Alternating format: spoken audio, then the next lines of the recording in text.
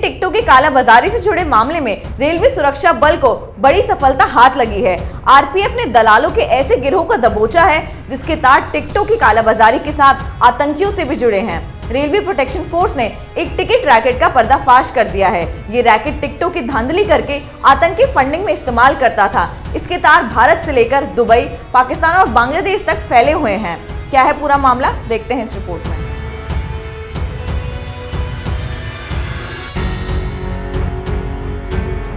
Railway protection force ने ticket racket का पर्दाफाश करते हुए कथित सॉफ्टवेयर डेवलपर को भी अरेस्ट किया है।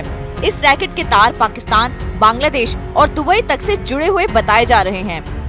ये रैकेट टिकटों की धांधली कर हर महीने करोड़ों कमाता था और आतंकी फंडिंग में इस्तेमाल करता था। आरपीएफ ने बताया है कि झारखंड के रहने वाले गुलाम मुस्तफा को भुवनेश्वर से अरेस्ट किया गया है और उसे न्यायिक हिरासत में भेज दिया गया। आरपीएफ ने मुस्तफा समेत 27 लोगों को अरेस्ट किया है। अब मामले की जांच में आईबी और एनआईए भी जुड़ गए हैं। आरपीएफ ने बताया है कि मुस्तफा से 2 लैपटॉप बरामद किए गए हैं, जिसमें ANMS नाम का एक सॉफ्टवेयर भी है। इस सॉफ्टवेयर के जरिए रैकेट बड़ा खेल करता था। सॉफ्टवेयर इंजीनियरिंग जैसी किसी भी पढ़ाई से नाता न रखने वाले मुस्तफा ने इसे डेवलप किया था। इस सॉफ्टवेयर के जरिए रैकेट ने IRCTC की ओर से टिकट फ्रॉड रोकने के लिए लागू सभी बैरियर्स का तोड़ निकाल लिया था। कैप्चा और बैंक OTP जैसी कई प्रतिक्रियाओं के बिना ही ये लोग टिकट बुक कर लिया करते थे। ये गैंग इस घोटाले के जरिए हर महीने 10 से 15 करोड़ रुपए तक समेट रहा था। ये रैकेट महज 1.48 मिनट में 3 टिकट बुक कर लिया करता था। सैकड़ों आईडी के जरिए ये खेल होता था, जिससे अंदाजा लगाया जा सकता था कि ये रैकेट मिनटों में ही हजारों टिकटों पर हाथ साफ कर लेता था। आमतौर पर एक टिकट को मैन्युअली बुक करने में 2.55 मिनट तक का वक्त लगता है। साफ है कि इस गैंग के चलते कई जरूरतमंदों को यात्री के लिए टिकट नहीं मिल पाते थे और उन्हें परेशान होना पड़ता था।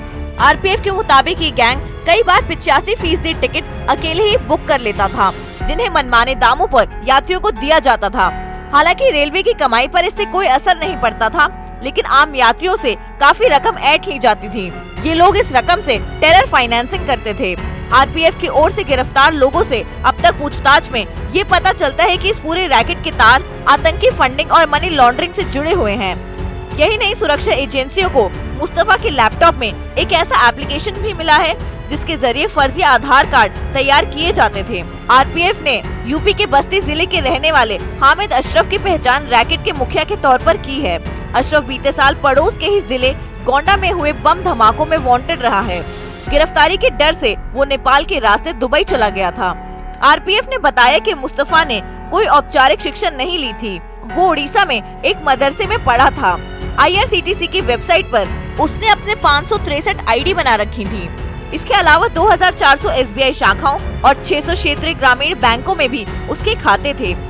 इस गैंग ने टिकट के घोटाले में कितनी महारत हासिल कर ली थी, इसका अंदाजा इसी बात से लगाया जा सकता है कि करीब 20,000 एजेंट्स और अन्य लोगों ने इस रैकेट से सॉफ्टवेयर खरीदा था। आरपीएफ के मुताबिक मुस्तफा पाकिस्तान में सक्रिय तबलीग-ए-जमात का समर्थक है। इस रैकेट से रेलवे की कमाई पर कोई असर नहीं पड़ता था, लेकिन आम यात्रियों से काफी रकम ऐंठ ली जाती थी। इस रैकेट के पकड़े जाने के बाद अब आम यात्रियों को परेशानी का सामना नहीं करना पड़ेगा और दूसरा, आतंकी फंडिंग पर भी रोक लग जाएगा। ऐसे ही खबरों को देखने के लिए देखते रहिए कैपिटल टीवी। अगर आपको हमारा वीडियो पसंद आया हो तो इसे लाइक करें, हमारे चैनल को सब्सक्राइब करें और हाँ, बेल आइकन दबाना ना भूलें ताकि आप तक हमारे वीडियो की नोटिफिकेशन पहुंचती रहे। आप अपना सुझाव हमें कमेंट बॉक्स में दे सकते हैं। हमारे साथ जुड़ने के लिए शुक्रिया।